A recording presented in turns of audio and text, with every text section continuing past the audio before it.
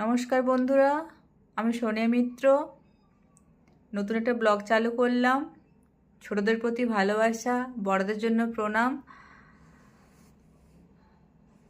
নতুন আজকে ব্লগ চালু করলাম। আমার সত্যি কোনো আইডিয়া নেই, যদি কোনো ভুল হয়ে থাকে প্লিজ আমাকে ক্ষমা করে দিও।